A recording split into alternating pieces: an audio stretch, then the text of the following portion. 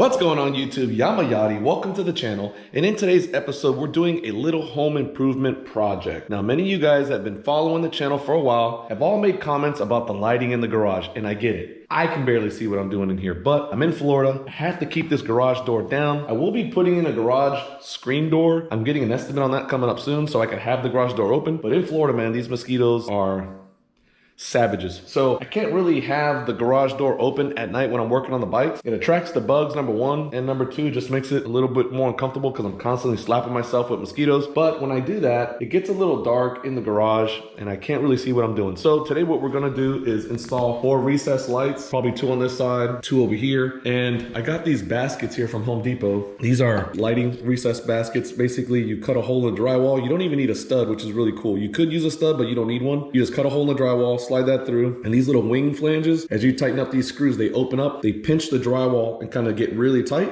and then boom, it'll hold up to like 20 pounds. So I ended up getting these NMB 14-2 wire. This is indoor electrical wire. This will work perfect.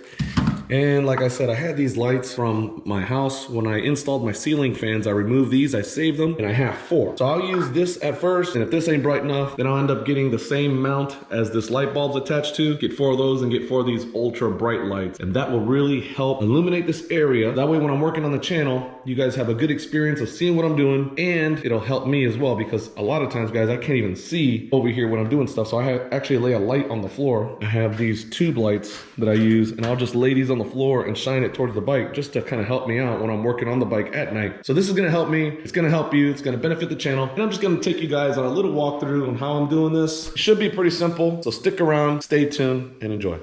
If any of this content interests you, do me a huge favor. Don't forget to hit the like button.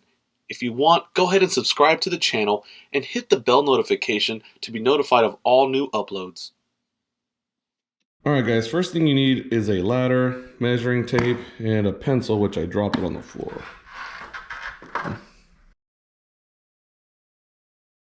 Alright guys, first thing you're going to need is a ladder, and you got to kind of figure out where you want your lights to be. So I kind of want my light in this general area here. So I kind of made a measurement off of the wall and off of this wall. That way I could do an exact location on the opposite side. And what I did was I went into the attic to see how my trusses were running. I remember that they were running basically this way. And that is the case. So now that I found out where I want the light and I know where the trusses are, I went ahead and made my first mark, which is here with a lead pencil. And I'm going to be cutting this hole here, putting in the basket, and then showing you guys what it looks like from the attic view.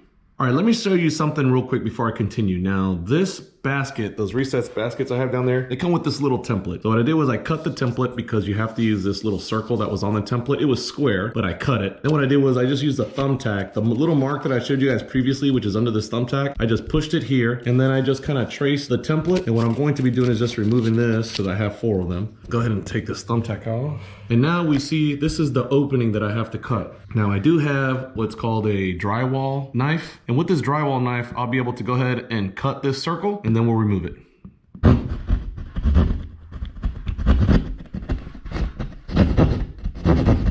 One thing you gotta remember is the dust, guys. Wear a mask. I don't have one, but jeez, I wish I did. All right, there we go, guys. Once you make the circle, you can either be like most contractors and just leave it up there, or you can do the right thing and just throw this piece away. And now, let me see if I can get the GoPro. Oh, snap. We're in the attic, guys. Hey. So that's what it's gonna look like once you go ahead and cut that. And let me go ahead and get this basket. Now I do have like a storage rack that's here because I have some boxes up there, but hey, it's all right. But yeah, guys, there's the attic right there. So now that the hole's cut, let's go ahead and put the basket. All right, guys, so here's the basket. Let me show you something real quick before I put this up, because I know some of you guys are wondering, like, how's this gonna stay up there? So this basket has these flanges. So when you tighten up this screw, look what happens to the flange. Once you start to tighten up, those flanges open up, and what those flanges are gonna do is gonna grab the drywall from the top and pinch it down to this flat side that's around this rim to give it a nice tight fit. All right, guys, once you tighten it up, this is what it looks like. It's nice and flush. I went ahead and cut those little openings there so I can run my wires through. And this is 1 of 4. All right, guys, that didn't take too long, probably about 20 minutes, 25 minutes or so. So I got my 4 holes already set up, my 4 recess boxes already in place. Now what I gotta do is go up in the attic. I'm gonna verify that they have attached very well to the drywall, and I'm going to be running the wire. And while I'm doing that, I'll go ahead and take you guys up there with me so you guys can see what it looks like from above. All right, guys, let's go up in this attic so I can show you what I'm doing now. There's a lot of stuff up here. Some old tools. Let me put this flashlight on. I got a little sump pump. I used to contract for the phone company, so I have like all types of old contractor tools up here. So up here in the attic, guys, I have camping equipment. There's a tent here, just a bunch of stuff. Christmas decorations, you name it. Here's the attic light. And let me show you guys where I ran these wires. It's kind of dangerous to walk in this attic.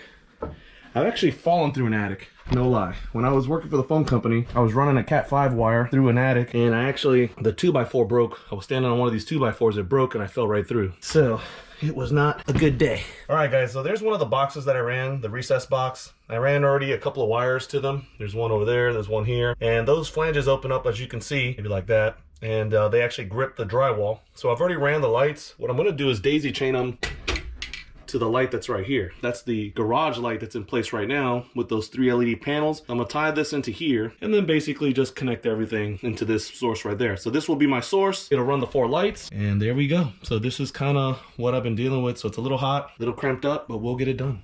Okay, so I know some of you are electricians, but this is what I did. You know, obviously black to black, green to brass, or green to green, and white to white. I'm gonna go ahead and start with this rear one. Then I'm gonna do this first, the next one here, because I'm starting from the end of the connection to the heat up. So it's gonna go here, then here. Then I'm gonna go to this one, then this one, and then work my way to the center light, which I have it hanging down here. That's the actual heat up spot. So once I make the connection there, all the lights will activate and they will be clear from touching ground or electrifying anything. This is plastic, so it wouldn't have mattered anyway, but just in case, this is metal. And so yeah, work your way from the back to the front, back to the front, and then to the heat up connection. That's how I'm doing it.